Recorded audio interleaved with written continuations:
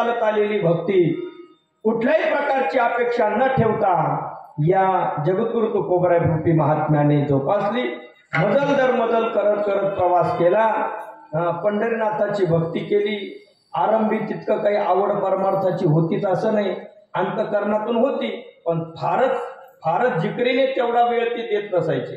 पण झालं काय, भगवंताची कृपा झाली.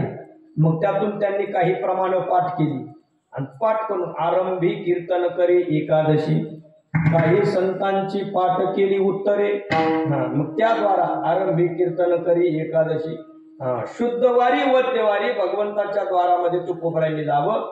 गळ्यामध्ये विना, एका हातामध्ये चिपळ्या, आणि जेवढे श्रोते असतील तेवढ्यांच्या समोर तुकोबरायांनी काय करायचे, कीर्तन करायचे.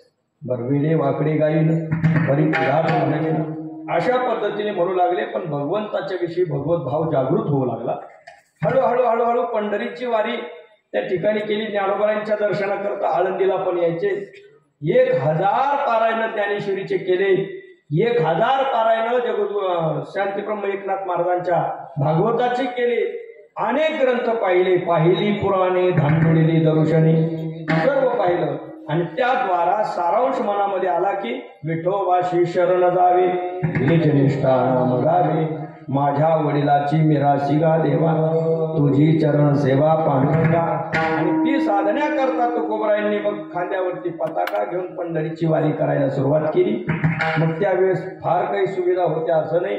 वळकटी टाकण्याकरता टेम्पो नव्हता, जिथं ठेपाय तिथं नाश्ता नव्हता, जिथं रात्रीचा मुक्काम आहे तिथं फार काही सुविधा नसायच्या.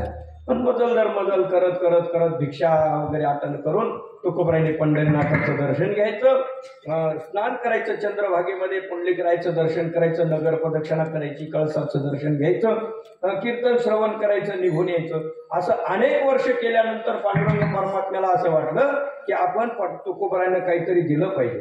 कारण निरपेक्ष भावनेने परमार्थ करणाऱ्यांना भगवान परमात्मा देण्याकरता काय असतो, तयार असतो. मग अनेक वर्ष जगद्गुरु तुकोबरायांना आग्रह धरला देवाने, काहीतरी मागा, काहीतरी मागा, काहीतरी मागा. तुकोबराय म्हणायचे आम्हाला काही नको, कारण काही मागणे हे वडिलांची रीत जाणत सुखानपेक्षा शुचिर्दक्षो उदासीनो गतव्यतः सर्वारंभ परित्यागो. त्या ठिकाणी जयाचे ठाई पांडवा, अपेक्षे नाही रिगावा, सुखासी चढावा जयाचे असणे, असं जीवन त्यांचं होतं. म्हणून तुकोबराय काहीच मागायचे नाही. शेवटी देवाला खाली पाहावं लागायचं.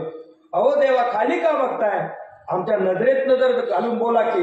म्हटले नाही, तुम्ही सावकार आहात भक्ती क्षेत्रातले, तुम्ही एवढी भक्ती केली, त्या भक्तीचं ऋण आमच्या डोक्यावरती झालेलं आहे.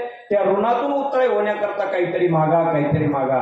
देवा आम्हाला काही नको, पण तुमचा आग्रह आहे म्हणून मागायचंय, पण तू देणार आहे ते नको. तुकोबरायांना आग्रह केला देवाने, काहीतरी मागा, काहीतरी मागा, काहीतरी मागा. तर आईसाहेबांनी प्रमाण दिले. तुका म्हणे देवा तुझी दसोडी सुद्धा नको, देवा तुझी दसोडी नको. दसोडी म्हणजे काय? दसोडी म्हणजे काय?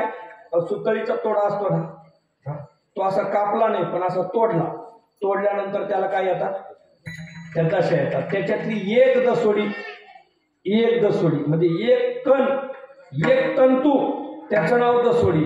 तेवढी सुतळी तर सोडा, पण सुतळीच्या तोड्यातील एक दसोडी सुद्धा देवा आम्हाला तुझी नको. का म्हणे तुझी न लगी दसोडी, परी आहे आवडी दर्शनाची.